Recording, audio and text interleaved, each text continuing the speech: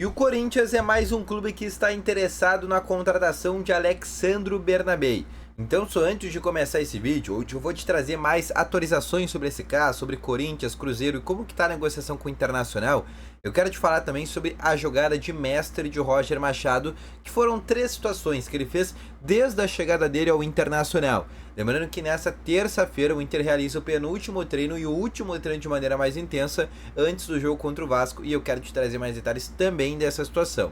Então, só antes de começar esse vídeo com novas informações, para a vinheta.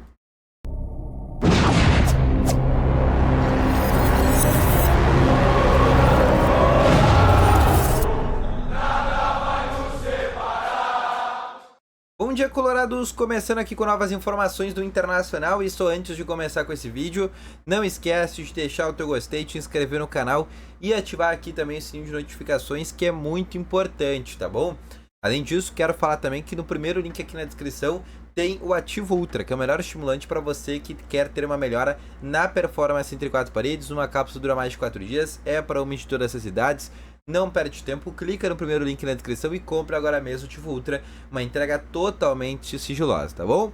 Vamos começando então aqui com novas informações do Internacional, e eu quero começar aqui falando exatamente sobre essa situação. Primeiro começando falando sobre o último treino, na verdade, que o Internacional tem nesta terça-feira. Quando eu digo último treino, eu digo porque é o treino de maneira mais intensa, porque o Inter ainda treina na quarta-feira, inclusive que é feriado. O Inter treina pela manhã e à tarde já viaja para o Rio de Janeiro. Só que esse treino, por ser o dia que antecede o jogo, é um treino sempre menos intenso, com menos carga, é um treino normalmente mais curto, normalmente que o Roger Machado faz. Então hoje o treino desta terça é um treino mais intenso, e é o de maneira mais intensa realmente antes da partida contra o Cruzeiro. Lembrando, a gente tem uma grande dúvida nesse momento, que é quanto ao fato de não ter o Thiago Maia, porque ontem ele não participou da atividade, com algumas dores musculares, realizou exames médicos, e inclusive o Inter ainda não falou sobre a atualização. A informação da GZH é que ele pode ficar de fora dessa partida contra o Vasco, e aí o Bruno Henrique seria titular. Lembrando também que o Bruno Gomes e o Bernabei estão de fora desse jogo. Inclusive, no lugar desse atleta deve ser Brian Aguirre e René os substitutos. E no mais, deve ser o mesmo time que a gente já está acostumado, com Sérgio Rocher no gol, Brian Aguirre na direita, Agustin Rorre, Vitão, e na lateral esquerda o René. Meio de campo com Fernando, e aí a dúvida: Thiago Maia, Bruno Henrique e Alan Patrick. Bruno Tabata, Wesley na frente, Rafael Santos Borré. Essa é a tendência de escalação de Roger Machado para a partida contra o Vasco, tá bom?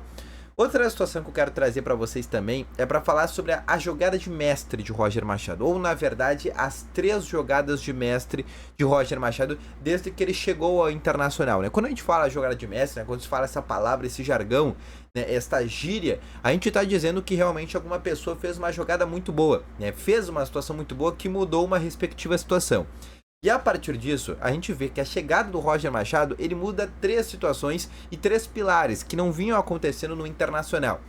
Primeiro, ele muda a forma de jogar do Inter dos laterais. A partir disso, a primeira jogada dele é o Bruno Gomes, que eu acho que é a grande jogada dessa temporada no futebol brasileiro por completo, porque ninguém esperava que o Bruno Gomes fosse um lateral direito, e mais, que ele fosse um lateral direito tão bom e tão consistente. E a partir disso, ele cria também uma segunda situação, que é, e promover uma situação que eu já vou explicar do Bernabei, eu vou trazer algumas atualizações dele, mas falando primeiro sobre o jogador Bernabei, que é promover também a alteração na sua lateral esquerda. E com os 2 laterais, a gente sempre fala, e antigamente era falado muito isso, que o pilar do time são os laterais.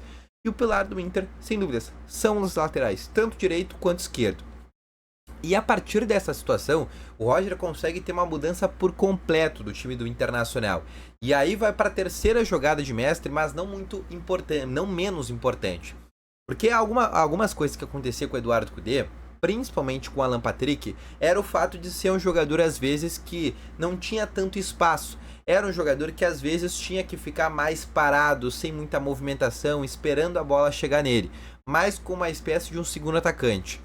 O Roger, ele faz completamente diferente. Ele dá liberdade para o Alan Patrick. Ele basicamente fala para o Alan fazer o seguinte: faz o que tu quiser. E é isso que foi a terceira situação do Roger Machado.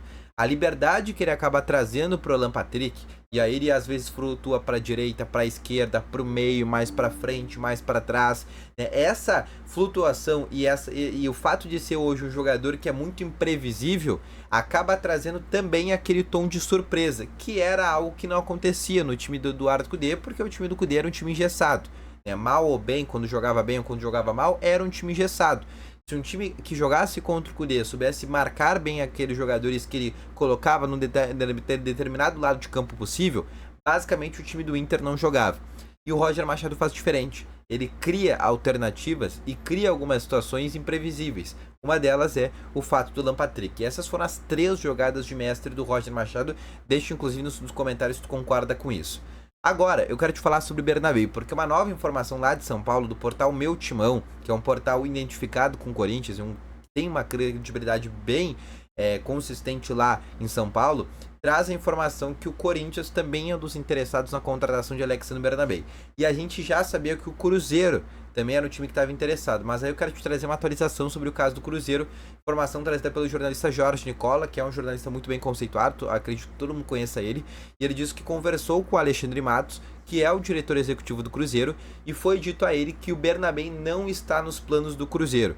Os 2 laterais que o Cruzeiro quer para a próxima temporada se chamam o Wendel, que é aquele lateral esquerdo que era do Grêmio, e o Marcelo, que estava no Fluminense. Eles querem trazer esses 2 laterais para ser um titular e o outro reserva. O caso do Corinthians é um pouco diferente, porque realmente é um time que tem interesse na sua contratação, mas tem 2 questões. O Corinthians é um clube que precisa de lateral esquerdo, eles não têm laterais esquerdos. O titular deles é o Hugo, que era um lateral esquerdo do Goiás, e o outro é o Matheus Bidu. 2 jogadores extremamente limitados, e eles querem trazer um nome mais forte. O Bernabéu poderia ser esse jogador.